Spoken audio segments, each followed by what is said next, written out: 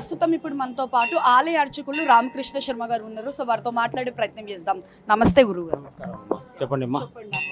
లాల్ దర్వాజా సింహవాహిని అమ్మవారి జాతర ఇప్పుడు షురు అవుతుంది. వచ్చే ఆదివారం అయితే ఘట్టాలు ఊరేగింపు. అవును ఆ తర్వాత వచ్చే ఆదివారం మన బోనాలు. అవునమ్మా. అమ్మవారి ప్రత్యేకత ఏంటి, అసలు ఆలయ ప్రత్యేకత ఏంటంటే ఇక్కడ ఆలయంలో అమ్మవారికి వడిబియ్యం ప్రధానం. ఇక్కడ లాల్ దర్వాజా మహంకాళి దేవాలయం నందు ఇక్కడ ఏదనుకుంటే అది జరుగుతుంది. ఇక్కడ గృహప్రవేశాలు కానీ, వివాహం కావాలన్నా కానీ, సంతానం కావాలన్నా కానీ వడిబియ్యం ప్రధానము. వడిబియ్యం పోవడం వల్ల వారి యొక్క కోరికలు నెరవేరడం జరుగుతుంది. అది సో అమ్మవారు ఇక్కడ ఎందుకు ప్రతిష్ఠించారు అన్నట్లు, ఎన్ని సంవత్సరాల కింద నుంచి ప్రతిష్ఠించారు? ఇక్కడ 78 సంవత్సరాల ప్రతిష్ట చేసి 117వ సంవత్సరం ఈ సంవత్సరం బోనాల కార్యక్రమం ఘనంగా నిర్వహిస్తున్నారు. ఆలయ కమిటీ వారి యొక్క సహకారంతో, భక్తుల యొక్క సహకారంతో ఈ యొక్క కార్యక్రమాలు విరివిగా నడుస్తున్నాయి. ఎప్పటి నుంచి ప్రతిష్ఠించారు? ఎన్ని సంవత్సరాల కింద? అమ్మ అసలు ఎందుకు ప్రతిష్ఠించారు? అమ్మవారు ఏంటి అంటే ఇప్పుడు ఉజ్జయిని మహంకాళి అమ్మవారికి ఒక ప్రత్యేకత ఉంది. అట్లా నవదర్వాజా సింహవాహిని అమ్మవారికి కూడా ఒక ప్రత్యేకత ఉండాలి. అవునమ్మా.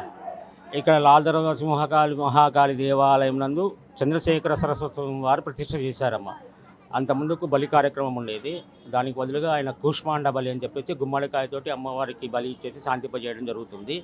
ఇక్కడ ఆనవాయితీగా వస్తున్నటువంటి ఆచారం ఏమనగా అమ్మవారిని ఆడపడుచుగా భావిస్తారు ఇక్కడ ఉన్నటువంటి పురజనులు, తర్వాత భక్తులందరూ కూడా. వాళ్ళ ఇంట్లో జరిగేటువంటి ఏ శుభకార్యానికైనా కూడా ముందుగా కూడా అమ్మవారికి పసుపు, కుంకుమ, పూలు, పండ్లు, గాజులు, చీర, బ్లౌజు అవన్నీ కూడా ఇచ్చి అమ్మవారికి ఒక ముత్తైదుగా భావిస్తూ, వాళ్ళ ఇంటి ఆడపడుచుగా భావిస్తూ వాళ్ళ మొక్కుబడులు తీర్చుకుంటారు.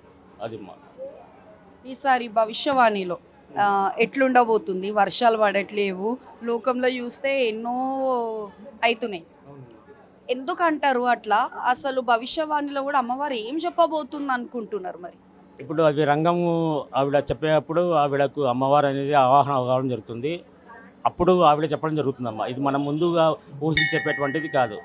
పంచాంగరీత్యా ఈ సంవత్సరం వర్షాకాలము మూడు కుంచాలు వచ్చేసి పర్వతాలపైన, నదులపైన 2 కుంచాలు వర్షం జరుగుతుంది. మనకేమో తక్కువ భాగంలో వర్షాలు జరుగుతాయమ్మా. అది థ్యాంక్ యూ.